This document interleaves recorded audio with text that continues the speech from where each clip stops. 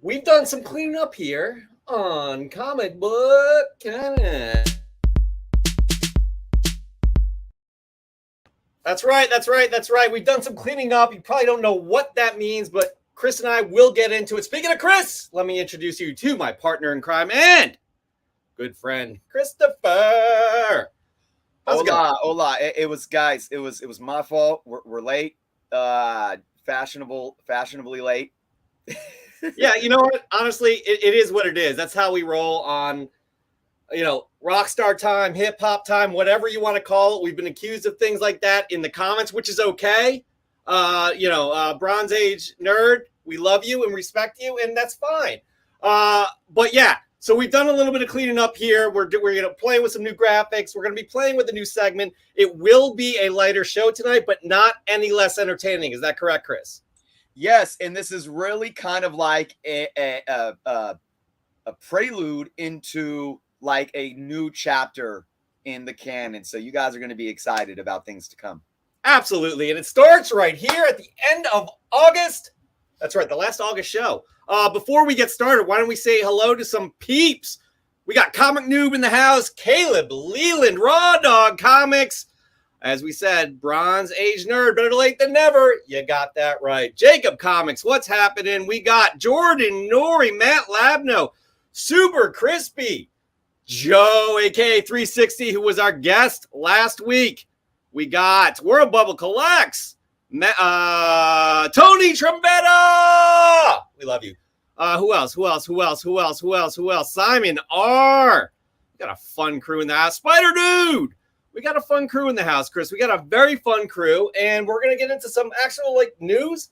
There's more meat on the bone this week than last week, I would say, Chris. Little bit. Little of this, little of that. Chris, why don't you take it away? All right, guys. So Jeff and I have expressed some concerns. When is there not concerns with what's going on with Warner Brothers and DC? But guys, one thing is for certain. Matt Reeves isn't being canceled by Warner Brothers. That's right. Batman 2 is a go. Deadline has exclusively reported that Reeves has signed a multi-year first look film deal with Warner Brothers Studio, which will allow the studio to have a first look rights to any of Reeves' work as a writer, director, and or a producer, and this will include both film and television. Reeves commented on hoping to make WB his home, which goes for work obviously beyond the Batman franchise. So again, that first look is anything that he brings to the table. It's kind of like giving them exclusive rights if they want to pick it up. If they don't, then he's free to ship it off to other studios, etc. So pretty exciting for Matt Reeves in general. Batman 2 is currently in the works, and this new deal poses hope for the Colin Farrell Penguin spinoff for HBO Max, and also the Batman Arkham series that has been in discussion. Now, again, those things aren't confirmed, but when you look at this package deal, you got to think that this is one of the reasons why they really, closed the door on this and really pulled Matt Reeves in. But right now, the one thing that is for certain is the part 2 of the Reeves, hopefully, Batman trilogy. We'll see what's to come in the future. So this is, I'm very happy about this. It's exciting to me because, like I said before about all these other cancellations, like Batgirl and everything, just let us see it. Like you finished it, put it out there, let us see it. I didn't want them just completely doing a clean slate, so I'm happy to hear this news. I mean, I'm happy to hear it too, Chris. But again, it comes down to, the Batman. It was good. It was good. It wasn't my favorite film. Mm-hmm. It was something different that we haven't seen before. I'm glad Matt Reeves is going to be able to explore this. But again, and I guess time will tell because, they're doing a hard reset with a lot of their properties. And time will tell on this, but it still feels like a mess, right? Yeah. Yeah. There's some people who are leaving, bringing new people in. They do need that Kevin Feige at the for WB, aka, or DCEU. So, it remains to be seen. Canceling a film that has completed shooting is a really kind of a radical idea. And we'll see where it goes because, as we said, we have a little bit of this, a little bit of that, and this is more DCEU news, but not that great. That's right. DCEU delays again. Shazam and Aquaman will be delayed. Shazam 2 was supposed to be released on December 21st, but is being moved to March 17th of 2023. You know, that's a few months later. Aquaman 2 was supposed to be March 17th. That's the slot that Shazam just moved into. Now is moving to December 25th, 2023, Christmas. Now, the reports are that WBD, Warner Brothers Discovery, is having money issues, but Shazam would have gone up against Avatar: The Way of Water, and that would not have had as many IMAX screens available, right? Along with going up against a highly anticipated sequel. I mean, a really highly anticipated sequel. In regards to Aquaman, apparently they need more time in the post-production, process, according to Deadline. I wonder why. This will also allow for a holiday release similar to the first film, which did really well. But a lot going on here. And again, as frustrating as these things have been, because it's consistency of just shit that comes out with DCEU, I think this is going to settle out, and they're going to start being able to build consistency, build to a point where their projects will live up to these properties. Chris, what do you think? Yeah, I'm not mad at the Shazam at all. It makes perfect sense. And look, through all of Warner Brothers, DC's troubles, like, you need to maximize your revenue when these films drop. So moving that a few months back is perfectly fine. As a fan, Aquaman being pushed back so far, that it's a bit troubling in terms of our feeling wise, like how I feel about it. But we got to be grown folks here and understand why. Again, it's all about business. And we know we're going to assume that there's some other things going on with the Aquaman film that might have to do with certain individuals that, I don't know. So the bottom line is this. We saw Marvel Studios pushing some things back.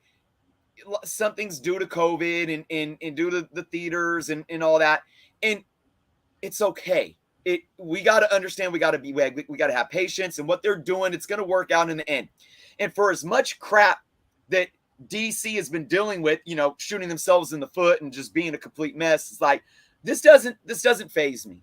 It doesn't faze me. And I would rather them take their time to do it right than to just rush it to think that they need to give us what we want. Because guess what? Again, we probably said this before. I probably said this before. That's what got him in this big mess of trouble in the first place. Rushing things, thinking that they just need to rush and give us what we want.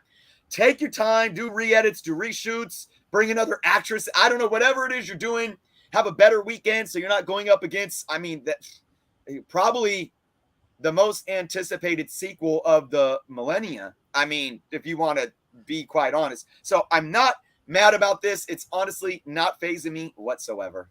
The only reason, again, I'm not mad either, but the only it's just a cumulative effect here with all of these setbacks with DCEU. And they have not given us reason for hope, right? They have not. So, but I agree with you that this is kind of like a hard reset in a way. Not quite sure they're going to reset that universe. They're probably going to fix it in some way. Maybe the Flash movie will be, kind of the catalyst for that. But we'll see. Again, time will tell. So that's a little good news, a little bad news.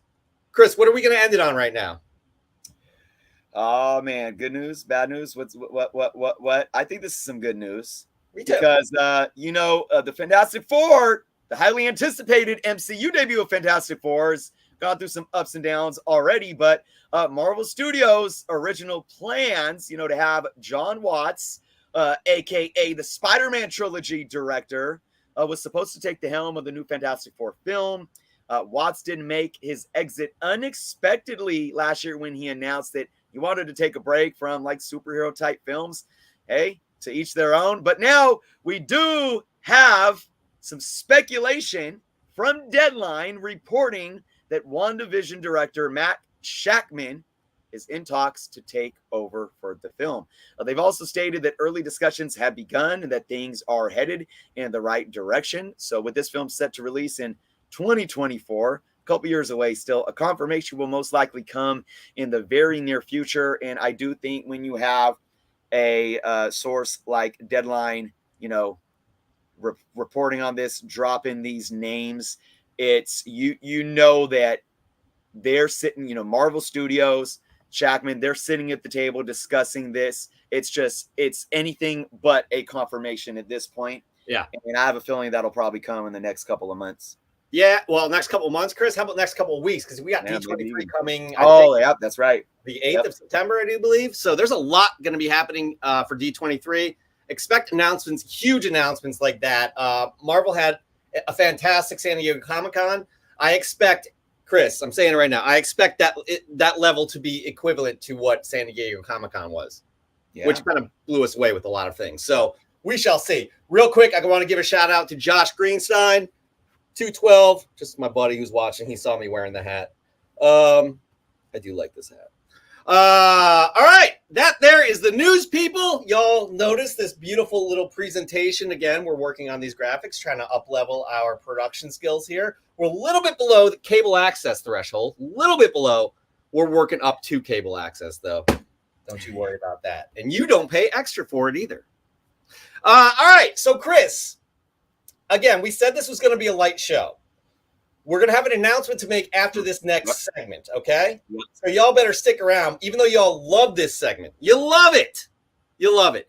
Because this segment we do each and every week. It's one of our favorites. They're all our favorites, aren't they, Chris? All of them. Well, what is it? What is this one? And check this out, everybody. Here we go. We're turning a new corner. Turning the corner. Let's do it. Fresh from the comic shop. Boom. Live from the pressing salon. That's right. Each and every week we ask you, the audience, to send in your fresh gets. They could be 30 years old. They could be 3 days old. As long as they're new to your collection, we want to see them. Not only that, you can win a monthly prize. Chris, tell them all about these prizes that they can win and who our wonderful sponsor is. Yeah, guys.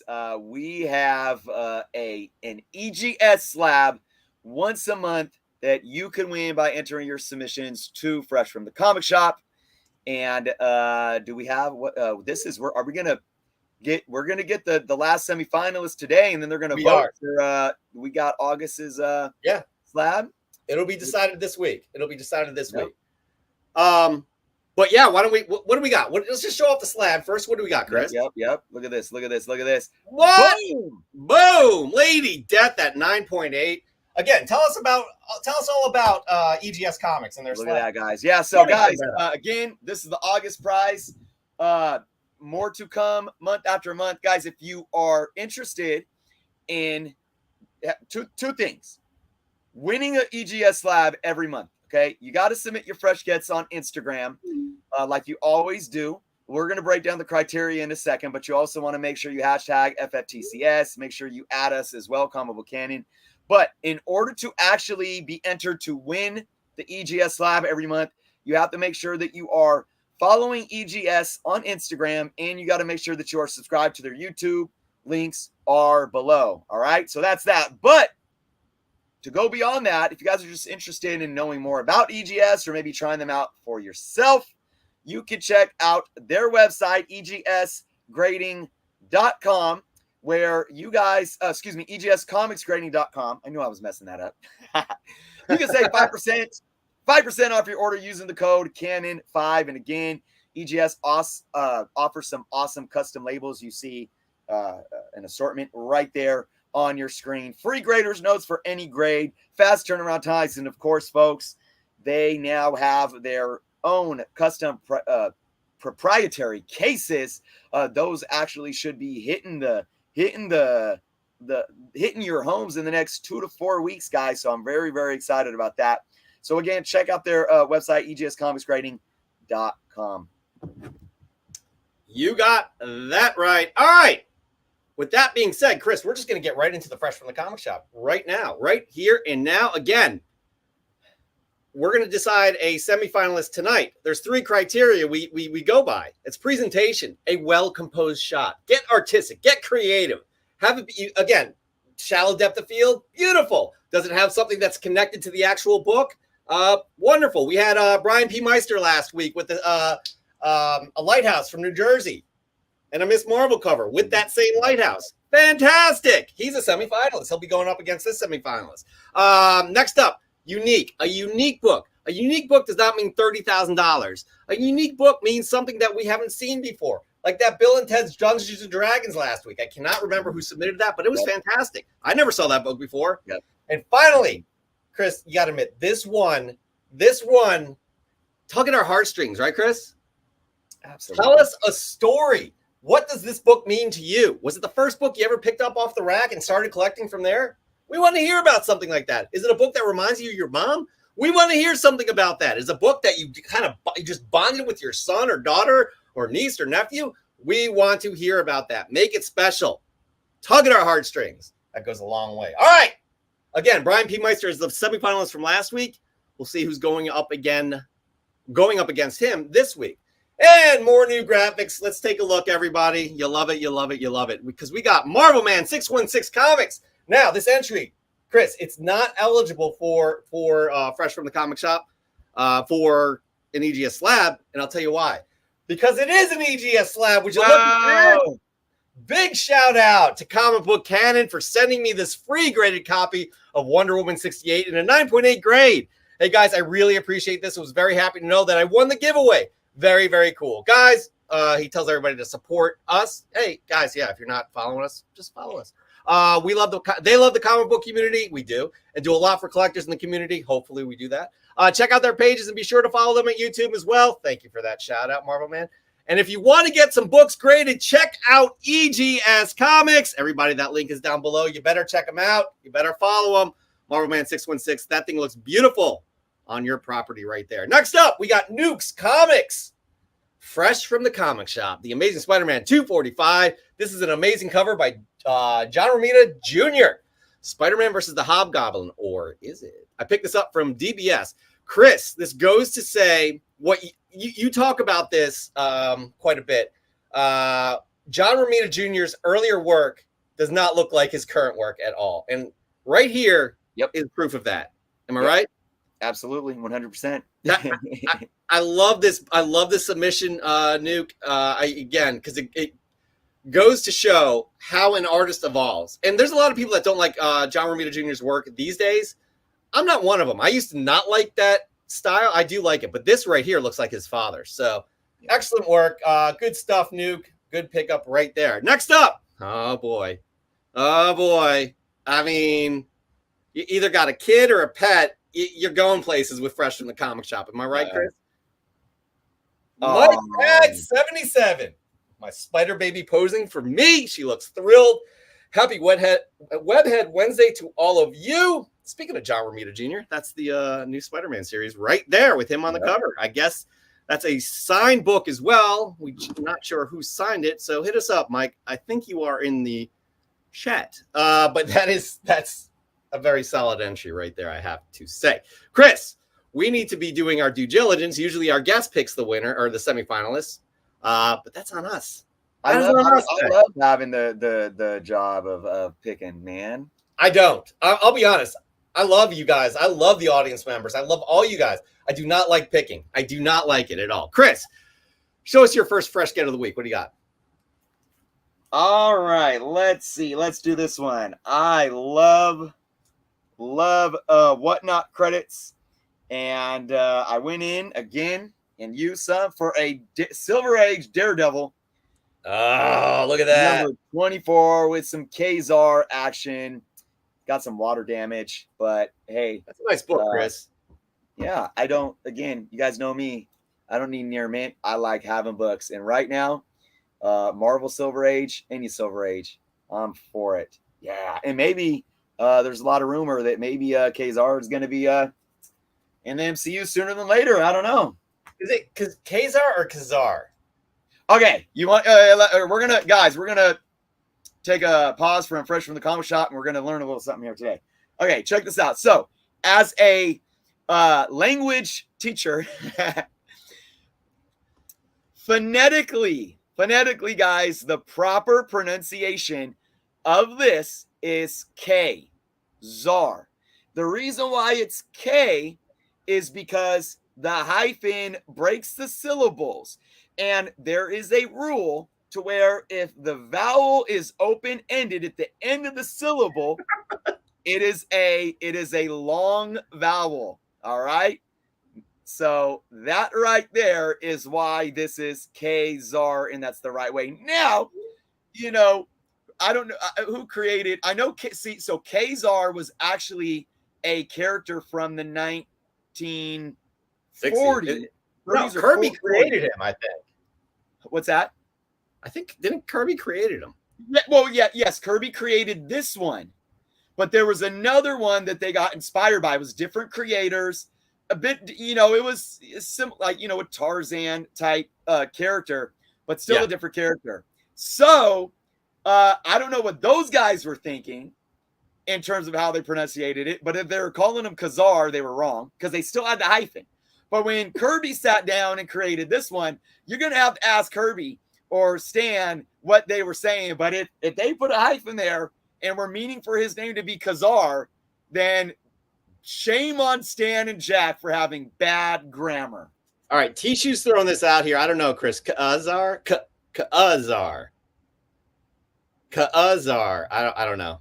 I don't know if that's phonetically. If I'm actually. I don't understand what that. I think it's Ka'azar. That would be like Ka'azar or something like that. Chris, you're going to correct me every time I call him Kazar, right? Khazar. I call him Khazar. All right. Let me give you an example. I wish I had a book. Dan's throwing some facts though. Khazar first appeared in Marvel Comics #1, 1939. 1939. Thank you, Dan. Okay, here's an example, guys. Shazam. Similar spelling because you have the A and then the consonant Z, Shazam, and then A, and then another consonant.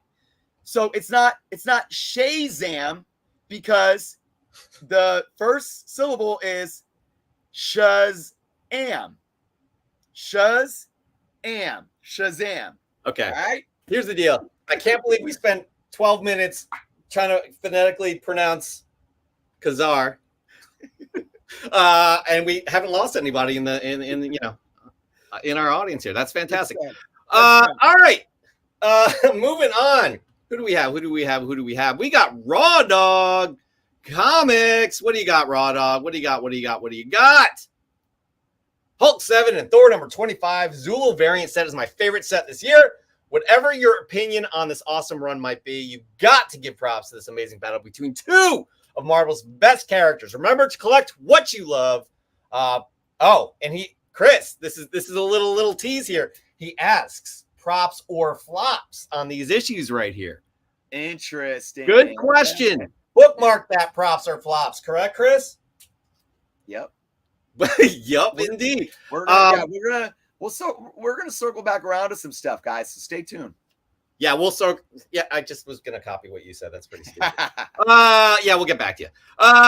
Anyways, moving on. We got TM Nerdy from Canada, I do believe. TM Nerdy. Here we go. Snooch to the nooch, my friends. Happy Saturday. Today, for Savage Saturday, I decided to go with a comic I just picked up. This is What If the Hulk Had Become a Barbarian? This is issue 23 of volume 1. It is also the origin of the Eternals. Certainly super happy to have obtained this and added it to my ever-growing What If collection. I would also like to submit this to Fresh from the Comic Shops. Consider it submitted. Now, Chris, this is a What If book, and I haven't read this book. I may have seen the cover here and there. I'm a little confused, and TM Nerdy, if you're in the chat, could you please enlighten us as to why the Eternals, the origin of the Eternals, are there? So that's one question I have, Chris. I don't think you're going to be able to answer that either. Why are they there? I mean, why is the origin of the Eternals in a What If book? Well, if you want to go back to more origin of Eternals, the Eternals origins really started in What If, before it was even brought into main continuity. Interesting. We'll have to bookmark that and come back to it. Okay. I don't know why I just licked my finger. That's turning a page. Well, we're kind of turning the page and we're going to Jacob Comic. And here we go. Family will get you every time too. Family. Look at this. I am got these Miles books back this week. My son is an even bigger Miles fan than me. He always sees the grades before I do. I could tell this time we got good grades, and he was smiling from ear to ear. I'm so thankful to share this wonderful hobby with him and add these books to the Miles collection that is his. As he sleeps, dreaming with no knowledge, these books are already his. Interesting. I'm wondering if this was set up while he was sleeping. Very sneaky, Jacob. Very, very sneaky, but I applaud you. All right. Here's my first fresh get of the week. You ready, Chris? Is it a new book or is it an old book? It's a new book. No, you are incorrect. This is out of left field. This is Marvel Team Up number 121. Got it today for $5. Oh, sick. The first appearance of Frogman. You got that right. Who will be appearing in She-Hulk at some point. That's not a spoiler. It's just been announced. So, yeah. Not bad. Find this for $5. Not bad, right, Chris? Not bad. I don't know why I just paused here. That's probably not the best viewing experience for the audience. That's a beautiful backing board. Thanks, man. Really appreciate that. Now we're gonna move on to the audience again. Who do we got? We got Nori Jordan. Here we go. I like the submission he's got here. Nori Jordan. I'm changing things up a bit because I'm running low on Thunderbolts books to get. No kidding. I took a moment and looked at my autographed Journos t-shirt Chris sent me, which said "Collect what you love." Yes. Some know I love the Thunderbolts. Let's clarify this, Nori Jordan. Everybody knows you love the Thunderbolts. Some know I love the Thunderbolts, and some even know I would have never started reading the series if it wasn't for my favorite character, Bullseye. I have plenty of books with Bullseye left to get, so I'm going to put some effort towards that. This week's submission is Amazing Spider-Man 572 with one of the best Bullseye covers I have ever seen. Hopefully, I can find more books like this. Take care, everyone. This is a sick cover, man. Yeah, it is. Yeah, That's a really, really good cover.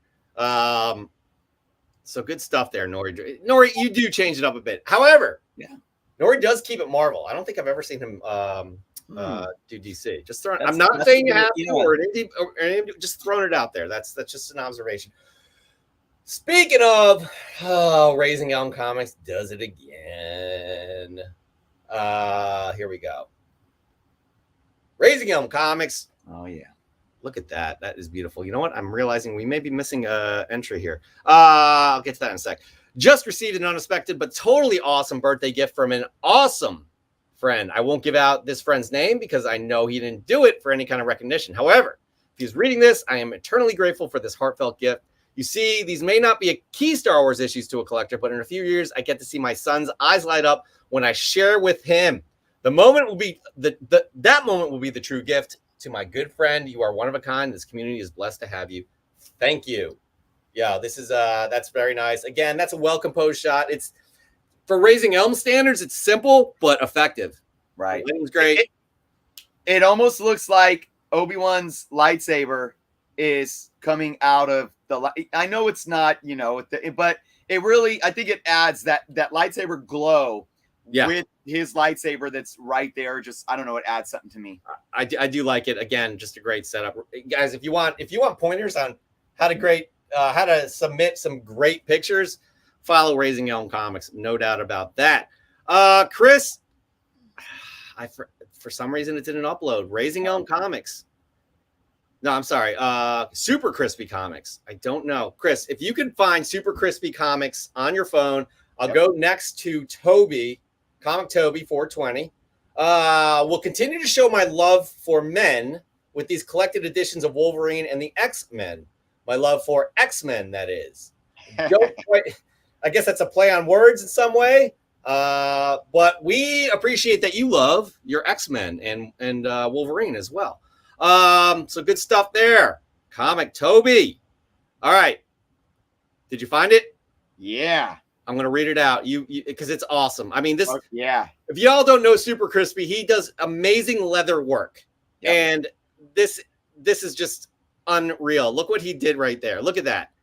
It's the Joker. I don't wallets or something like that. He does everything, but is incredible. Check this out. While finishing up on a couple Joker wallets, my brother comes through with a badass Joker cover. Put on a happy face, he says. Man, super crispy. That's so cool. Yep. So cool. Thank you, Chris, for getting my back. I don't know why it didn't upload there. That was a little disappointing. All right, Chris, your second fresh get of the week. What do you got?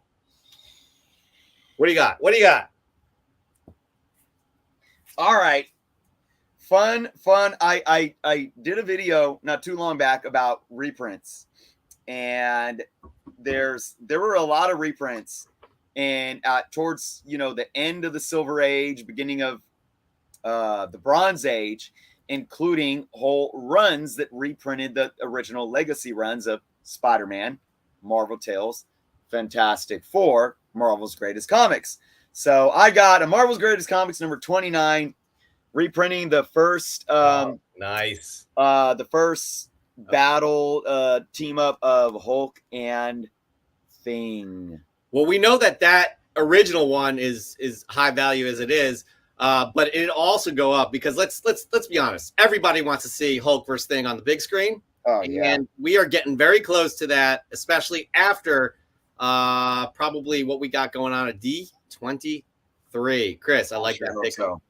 I like that pickup a lot. All right, moving on. Who do we have? We have good friend of the show, Dan De La Torre. What did he say? Nice. What did he say? Where? Oh, there we go. Here's my fresh from the comic shop. Eternals number 1 I got yesterday at the San Jose Comic-Con. Shout out to Chris Comics. Not this Chris. From Fremont, California. Fair price on this mid-grade. Chris was super easy to deal with. Although, Chris, you are super easy to deal with. Please check his store online, Chris Comics in Fremont, California. I always try to give support to anyone who has the courage to run a brick and mortar store. On top of that, you got a great book there, Mr. De La Torre. No doubt about that. And that Comic-Con, I bet you was a blast. I do like San Jose a lot. I do. All right, moving on. I'll show you my second fresh get of the week. I found this again, same comic book shop. This is Dr. Aphra number 1. But the second series. I love this cover. I love it. Yep. Guys, Dr. Aphra, she's going to be coming to the small screen, big screen. No doubt about that. She is a huge fan favorite. I enjoy her. Everybody says she's like Indiana Jones in Star Wars, but she's I don't know. She's got like this crazy fun personality too. So yeah. I would love to do a segment fan casting who would play her. We can do that. Maybe we should do a segment like that here. Why don't we do that? We'll play with that. You guys send us your recommendations in. All right, moving on. We got I don't know why I'm at a loss here, but we got Mark Leneker. I'm not sure if this is fresh from the comic shop, Chris. I just decided to include it because it's pretty sweet. Awesome. First appearance Friday. It's the villain El Aguila, the Eagle, from Power Man and Iron Fist number 58, and soon to be in the She-Hulk Disney Plus series. I'm loving that they got all these, would you call them C-list or D-list characters? C minus? Yeah, something like that. But that's a nice pick up there. Mark Leneker, good friend of the show as well. Let's just say hello to Entropy in Comics. What's happening? Hello. Thanks for joining us. All right, moving on instead of moving in. Am I right? We got Word Bubble Collect. All right, everybody out of the pool. That's all that's said here. This is a signed Namor. I don't even know what issue this is, but there's Word Bubble added the fish graphics in there as well. And I think Namor's making out with Sue Storm, maybe. I don't know. I think you're right. Yep. I don't know if there's a baby Ruth in the pool or something. I don't understand, but that's a nice little pickup there. That series is fun with John Byrne starting it. Jay Lee. I think Jay Lee had his first career work on that too. So that's good stuff. Yeah, good covers. Your third fresh get of the week. What do you have? Okay, guys, this is really awesome. I don't. Maybe I don't know if Mark's here right now or Dan knows or anybody in the chat knows that this is the first meaning of these characters. I do believe it is, but I'm not 100% sure. And I'm going to take it out of the bag because this bag is funky and wrinkly. And you can't even. That ruins a good book. Like that really, Yeah. I feel it really does. Hey, real quick, I want to say somebody commented on one of my, bags and boards, which bags and boards to use for your comics. And they were like, I'm a dealer and I got cons coming up and I don't want to spend all the money on Mylars, but I don't want to use regular polys. What do you suggest? And I said, Mylars. First off, you're a dealer. You're selling books. Yeah. Don't half-ass it, man. Go for the Mylars. And here's another tip for that. It's not just about the money aspect. Putting books in Mylars makes potential consumers and collectors that are out there to buy, they're going to gravitate visually to those books. Yes. A lot more. So that's a little tip for you guys. If you guys are selling books and you have books that are in Mylar, especially if they're wall books, big key wall books, spend the money, put them in Mylar. Anyways, all right, here it is. Here's my book, guys. Tomb of Dracula number 50. Ooh. So the 50th issue, and this is a nice high-grade book, Dracula versus Silver Surfer. And like I said, I do believe this is their first meeting battle, but correct me if I'm wrong, anybody, but I'm pretty sure. But anyways, that's nice, dope, man. really That's such a weird combination. Yeah, I'm even thinking about, it's such a beautiful book. Like, I'm seriously thinking that this book can get a 9.8. Are you serious? It has like some, I don't know if you guys can see it. It's got a little bit, some waves right there. You guys see that? Some waves. I'll press. But dude, if I press, the corners are perfectly sharp. Let's see that spine. The spine has no ticks. Black cover too. On that black and different colors there. No ticks whatsoever. Just a little stress that can get pressed out. This is for a 30-cent Bronze Age key book like this. Yeah. If 9.4 or better, if I get a 9.8, I'll be like freaking super stoked. But I might be sending this in to get graded. That's a nice book, man. That is so weird. Jacob Comics agrees as well. All right. Moving on. That was your third fresh get, right? Yep. It was. We are just flying through this, aren't we? Who do we got? Oh, we got Spider Dude. Here's Venom. I got this light kit for my Lego burst of Venom, and I thought this would look cool with a couple special Spider-Man comics. Symbiote Spider-Man #1, autographed by Ryan Brown with a small drawing. Of course, the Amazing Spider-Man 361, one of the best, in my opinion, one of the best covers, in my opinion. Nice. Look at that setup. That really pops with that light, you know what I'm talking about. That's dope. That is dope. Speaking of dope, don't we love our 360 comics? 360. What's happening? Things have been wild over here the last few days, but I needed to take a minute to drop my fresh from the comic shop for the comic book canon this week. We appreciate you did that, by the way. Mystery Tales number 45 from 1956 is a mystery horror anthology from Atlas Comics, which would become Marvel a few years later. This issue has a Sal Brodsky cover and interior artwork by Steve Ditko. I was fortunate to purchase this book along with 72 others from an older couple who had bought them off the rack. Wow. When they were kids. It was a classic right place, right time situation at the flea market, and I'll be dropping a video with the full haul later this week, so stay tuned. Everybody, if you're not following Joe at 360 Comics, you are missing out. Look at that cross promotion there, man. Getting it done. That's how you do it, content people. Why am I yelling? I don't know. But Chris, here's my third fresh get of the week. It's actually 2 books. Is that okay? Am I breaking the rules? Are you okay with that? I've done it before myself. You've done like VHS tapes, I feel like. No, it wasn't. Yeah, I have. Was it VHS? DVDs, Blu-rays, Transformer toys. You did do, yeah. I don't remember you. Anyways, okay. I did DVD or Blu-rays once too. I don't remember that. Yeah, it was for your coworker friend that was on the show when I had the whole stack of. Oh, that's right, Steph. That's right. Okay. Yep. Everybody kept calling her the Scarlet Witch. That's so funny. Okay. So She-Hulk show. I'm enjoying it. I think it's fun, different for Marvel. Yep. And there's going to be a lot of wacky characters, as we said. So what I have here, I have Hulk, the Incredible Hulk 213 and 214. The first cameo of the Jack of Hearts is 213. It's not the best condition, but it's okay. And then the first full appearance and cover appearance of Jack of Hearts. So there you have it. Got them both for combined $11. And that hit cover prices top 10 last week. It sure. Oh yeah, that's right. It sure did. So, anyways, all right. That there. We got a decision to make. I'm sorry, I got distracted. I'm all distracted today. We got a decision to make on who will be the semifinalists going up against Brian P. Meister, Chris.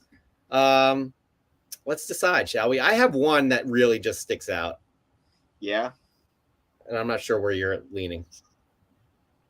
I got 5 written down. You got 5? But I think I can probably going to have to scrap 2 right now. Okay. So I got 3 that I can showcase. Okay. Let's do your 3. How about that? All and right, see if any of my one crosses out, because one is just it's above everybody else. So go ahead. All right. I'll give a shout out to Jacob Comics, man. I mean, first off, I love Miles. My son loves Miles. His kid here with the books. It's awesome.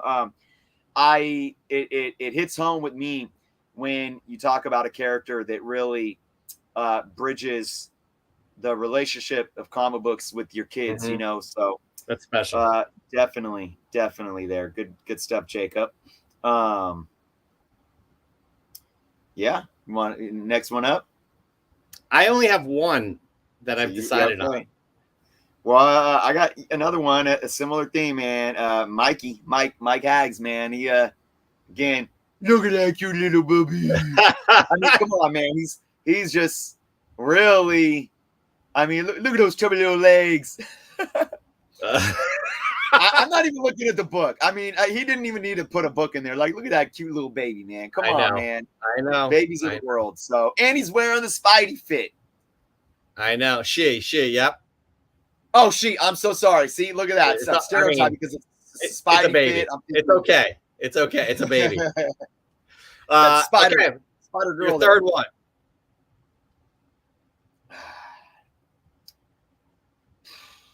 I have to say, I got to go with Raising Elm. Just really good setup here, and obviously a story behind it. So, yeah. All right. And again, bringing in the what he's been doing. I think if we all been watching and knowing what Raising Elm does, with his newborn. Not newborn anymore. Probably, I don't know what do you call a baby that's like maybe what is he now? 7 months, something like that. 6 months. Probably still a baby. It's a baby. It's not a toddler yet. Yeah. But infant. That's what I'm looking for. Infant. Gosh. Yeah. Oh, jeez. Anyways, yeah. So, any of those, your one? Yep. I'd have to say Mike Hags, man. I'd have to say Mike Hags. Okay, there it is. Mike Hags, you are going up against Brian P. Meister as a semifinalist for Fresh from the Comic Shop. The winner moves on to the finals, and we'll have all that action this week. That's right, all the action, guys. That ends Fresh from the Comic Shop, but it does not end our episode, right? Because we're going to talk about something, a new segment that we're going to do. Chris, I'm going to let you handle it because you're a more better talker than I am. More better. All right, I'm more better. A more betterer talker than I am. More better for the cheddar. Guys, well, speaking of such, maybe I'm thinking about I need to set up my studio again, and I need to create a funky fresh beat to intro this new segment we're going to do. That would be dope. But that would be. Regardless of that happening, guys, so you guys been rocking with us. Maybe some of you are newer, but if you've been rocking with us, we've done a lot of shifting to a specific segment that is focused around top 10, weekly top 10s. We have used Cover Price's top 10. Big shout out to Cover Price, for doing what they do. They basically use real sales data to see what's trending upward in units sold. And they compile a list every week.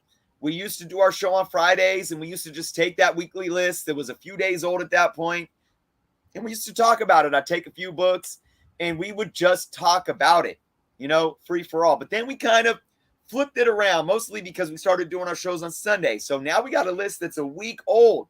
So I said I could get creative here, and I could take a few of these books and actually go back and crunch the numbers over this last week from where they were at when they hit the top 10. And it's a really good way to look at like indexing and what these books have been doing. But I'm going to tell you guys, and I know a lot of you, oh man, I like what you're doing with the top 10 props or flops and da-da-da-da. And it just got really mundane for me because it's the same thing every week. What started happening was all these books were doing the same thing. We know that they're there for the same reasons. And I talked about that a lot. They're there because there's an announcement of a casting or a movie or whatever. Something gets optioned, right? Or a trailer drops, or it's an exclusive 1 in 100 incentive variant or something like that. Or something controversial happens, like somebody makes a racist slur, or somebody staples a piece of plastic on a cover and calls it a new exclusive. Like, oh boy, it's the same thing every week. Now you pair that with the fact that even with some of the market on a downward trend in 2022, FOMO is still out of control with a lot of these books for these reasons. It was the same thing happening, guys. I would pick 3 books, and I crunched the numbers a week later, and they're dropping off already. So I got to the point was, guys, this isn't a shopping list. I can't keep talking about this. They hit the top 10 list because of these few reasons every week. Squirrel. We get, it's like we get distracted by something else happening a week later, and then we're FOMOing out on that. And those books are a week old news. So I'm dumping it. We're done. I did a stream on my channel like a week ago. I'm done with top 10 lists, these weekly top 10 lists. I'm done with them. You guys can keep watching other people doing them. That's fine. I'm done. We're done. But we're not done with props or flops, baby. That's right. Props or flops is getting reinvented. Yeah. Reinvented. Huh? Rebooted.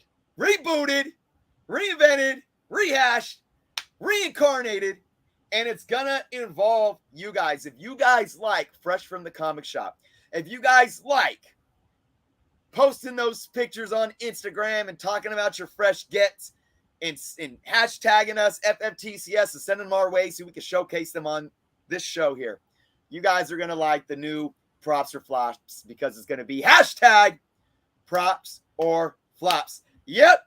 Give it some of that heart love. This is what's going down, guys. This is how we're going to work this. Props or flops. You're going to upload any comic to Instagram, okay? You're going to use the hashtag props or flops so we know what's going on. Also, add us. You know how hashtags work sometimes or don't work. Add us as well. Tell us why this book interests you, and we'll break down the market live on our show. So basically... And guys, here's the thing, though. We will be picking 3 books a week. So your entry isn't guaranteed to get shown off on the show like it is with Fresh from the Comic Shop. We get everyone's entry, and, you guys have a chance to win a book and all that. With this one, we will be picking 3 books. And I'll be picking these myself, and I will be conscious of not picking the same people every week so we get a lot of people the opportunity to get their book showcased, right? But I'm going to break down the market for you. So here's an example. Jeff. Yes. Bring this book up that we had for Fresh from the Comic Shop. Right. And this is how we can use the hashtag props or flop for something. So Raw Dog submitted this for Fresh from the Comic Shop, but he asked a question. Jeff, do you want to read what he wrote again? Sure thing. Give me a hot second here. Ready. Raw Dog. There we go. Hulk Hulk number 7 and Thor 25. Zulu variant said is my favorite this year. Whatever your opinion on this awesome run might be, you've got to give props to this amazing battle between two of Marvel's best characters. Remember to collect what you love. Yep. Then he asks, props or flops? So there you go. So Raw Dog Comics could have posted this and said, yo, Journo and Jeff and Comic Book Canon, I picked these up. Props or flops? What are you thinking? Now, here's another thing, guys. This props or flops is going to be very, very specific to the market. Whereas, remember, Jeff, it was, when we were doing props or flops at the top 10 because it was so diluted. It's like, this isn't a shopping list. So I'm going to approach it like this. Here's a hypothetical. Well, Raw Dog, check this out. I might crunch some numbers before we go live if I pick this book. So I might have some numbers for you. Well, this 1 in 25 is selling for this right now. But here's what I would tell you. Raw Dog, I give these books flops. Flops. Why? Because I don't see investment value in incentive variants. It's very rare that you get an incentive variant that holds its value.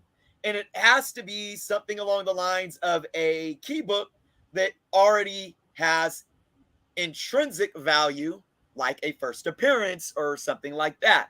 So on this props or flops show, if this was showcased, I'd give it a flops because I don't think there's any investment value there. But like Raw Dog said, collect what you love. These are what you love. I love the covers. I love how they connect. They're really awesome. I would love to know what he paid because I'm going to guarantee they're 1 in 25. He probably didn't pay a whole lot for them. I'm going to assume maybe what, $10, $15, $20.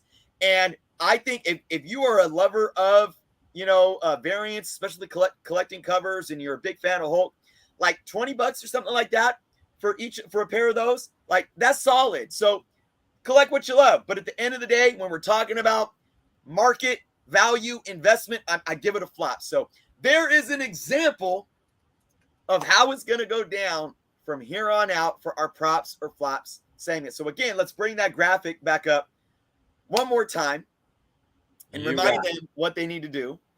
Oops, that's not it. There it is.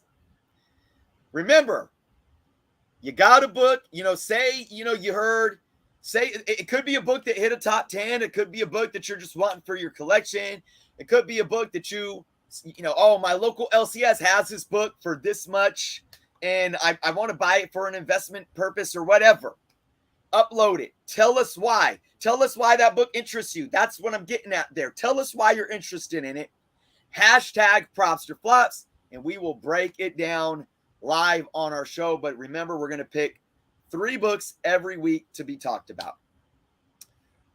Do you have an update about that book? It looks like Raw Dog said cover price on both of those books. Here we go. There you go. So that's dope. See, that's a dope buy. It's a dope buy. Are they 1 in 25? So I'm not sure, but it's a sweet. Yeah, it's a sweet set. So again, guys, it goes to show that, as always, and we'll probably talk about this a lot in the segment, we all don't collect comics just to invest, right? True.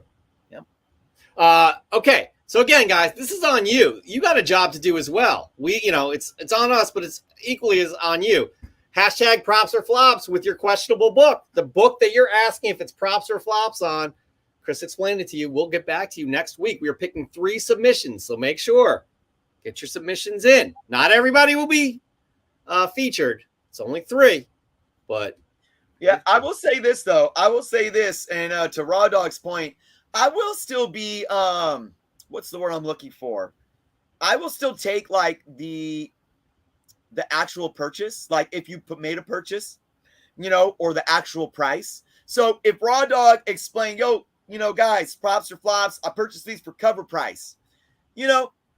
I think when it comes to, I don't want to derail anybody that wants to ask props or flops for incentive variance, right? Well, if it's an incentive variance, Chris is just going to give it flops every time. But, I'll consider that. I'll take all those things into consideration. That's why I say, tell us why this interests you. And, we'll look at those and add context to the decision making. But I will always be transparent with you guys. Whether or not it's a good buy or not, props or flops is going to be very strict to the criteria at hand. Absolutely. Again, this is gonna be a much better segment than what we had before. It's been a challenge for Chris, especially because it's just the same thing. Somebody did get what was playing in the background before, and I cannot remember who it was, but it is not Spider-Man 1. Good call, though. Good try. By the way, my 6-year-old daughter, she saw the Spider-Man 1 and 2, Sam Raimi. She loved it. Loved it. Anyways, she's on the right track, guys. All right, so before we leave, that right there is the show. Again, we told you it's going to be a little bit of a lighter show.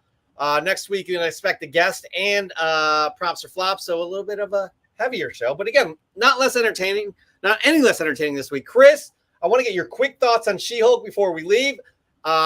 All you people in the audience, let us know what you thought. We had a few people that did grade it like 7 or 8 out of 10. But Chris, you're so far the first 2 episodes. What are your thoughts? I love the dynamic between her and Tim Roth. Good seeing him back. Without spoilers, although that's not a spoiler, he's in the trailer. Yeah. No spoiler. I mean, we knew that was happening. It's crazy how much he's aged, man. It's crazy. I know. Anyways, yeah. I enjoyed it. I didn't enjoy how short it was. And look, what is it? 9 episodes? Yeah. Give us 6 episodes, man. Give us 6 episodes and freaking add 8 more minutes to it. Like, I already, we talked about this with some of the other shows, like the pacing. Just as somebody said in the comments earlier, it was like it was over before I even knew I was watching it. Like, you guys are Disney, you're Marvel Studios, okay? Like maybe their decision to go 9 episodes was because, oh well, we can flesh this out more, and because we don't have something coming out until I don't even know. I haven't looked at the schedule, but I'm like, just make the episodes a little longer. I don't know. That's my only really complaint. And again, I'm nitpicking, but when you sit down and you want to watch something, and it's that short. Now, keep in mind, I'll give one example. Cable TV sitcoms that are 30-minute sitcoms. We grew up Family Matters and things like that, and Growing Pains. Like those were all half-hour shows, right? I think it was very rare that we got. I think there was those few. It was like the later night ones, like ER, that were like an hour long, or Law and Order. But those were half hour. But you know what? It's still a half hour and it has commercials. So the show is like 21 minutes. This is like a 21-minute episode with no commercials. Like, I would rather have commercials and sit longer because I can't even get my hand in the popcorn. Nuke's hitting it right here. Oh yeah, exactly. So it's like that's my only complaint so far. I'm liking the dynamic, and I know there's been a lot of negative critique once again because of the She-Hulk character being like, I'm better than you. But I think we're already seeing that, like, we had this for people that want to take gender into this argument and say, oh, well, here it is. It's an agenda. Women are always better than men. Look, we had the same trope with Tony Stark. Tony Stark was unlikable. He was a dick. He was a narcissist, and he didn't give a damn about anybody else but himself. And he thought he was better than everyone. But what happened? Oh, he got humbled. And he got humbled really fast. So I want anybody, look, and I'm not trying to point a finger at you saying, oh, you're just a bigot or you're just a woman hater. Look, if you think that that's happening with this show, like, all I'm asking you to do is take a step back and understand that this has happened with characters before. But it's for Tony Stark, it wasn't about, gender, it was about daddy issues. Like it wasn't man issues, it was daddy issues that made him like that. But we didn't cry about that. This is an unlikable character. She-Hulk, Jennifer Walters, is getting humbled really fast. She's going to come back to her cousin and be like, Bruce, I should have listened to you. So keep that in mind. Let's let the show play out before we get our, undies and a bungees. So whatever, but I've talked long enough. Jeff, my thing is just have fun, man. This is a fun show. There's going to be some wacky characters introduced. Like we know Frog. I mean, like seriously, do we need leapfrog? Like, do we like honestly? Do we need a character like that? No, but it's hilarious. Jack of Hearts looks ridiculous. Look at this costume. We're gonna get something accurate to that. It's a fun show. It's a comedy. It's meant to be lighthearted. Again, sure, they're focusing on some issues that women deal with, and if you're a man, just listen, hear it out, because you've never experienced issues that women deal with. Like, let's just be honest, you haven't. Just hear it out. You know, you can decide how you want to react to that afterwards, but just listen, and try and understand. So anyways, that's all we'll say about that. With, you know, again, I'm having fun with it. I can't wait for the next episode to come out. Yep. Tying more into the MCU. And yeah. All right, this was a great show, even though we did not have a guest tonight. Very happy to show you off our new little looks here. And excited for Props or Flops next week. Again, people, hashtag Props or Flops, asking us, or specifically Chris, is it props or flops if you have a question about these issues? So, yeah, excited about it. Chris, you're a fantastic human being. That's all I have to say. Any last words for the episode this week? What's that?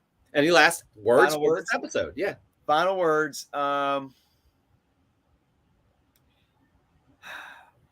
Man, I got nothing. Just kidding. I'm just going to say the same thing that I always say. Love you guys, man. It's, I appreciate the ones that show up every single day, regardless, you know, every single week. Appreciate you guys. I'm glad that Jeff, thank you, for, you know, all the work that you put into the show. And, I know it's just really minor changes, it may seem right now, with what you've done with the graphics. I love it. It feels like feng shui. Like, I feel like we got an interior designer that came in and just, like, you know, redesigned our set. That's how I feel. So between that, we got a fresh segment come in. I'm very happy. You know, it's been a tough month or so, and you know, I'm happy for the future. You guys are awesome, and I just want to keep doing this, and keep doing this, and keep doing this. Absolutely. And I'll end it on this. Y'all be good to yourselves and be good to others. Until next week, we'll see you 8 p.m. Eastern Time, 5 p.m. Pacific, Sunday. Peace.